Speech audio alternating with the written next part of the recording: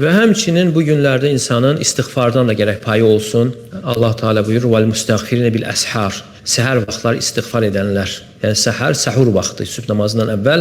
"Kanu qalilan minəl-leyli ma yehca'un və bil ashari hum yestəğfirun." Onlar gecənin az hissəsini yatardılar və səhər vaxtları isə istiğfar edərdilər. Çünki o vaxt Allah Teala'nın enmə vaxtıdır, istiğfarın qəbul olma vaxtıdır, duanın qəbul olma vaxtıdır və Allah Teala istədiklərini verir.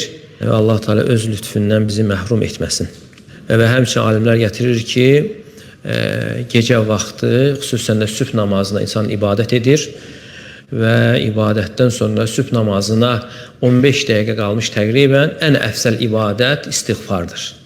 İbn Teymiyyə rahimehullah buyurur ki, gecə namazından sonra ən əfsəl ibadət istiğfar, yəni bağışlanma diləməkdir. O vaxtı bağışlanma diləmək namazdan da əfsəldir, Quran oxumaqdan da əfsəldir.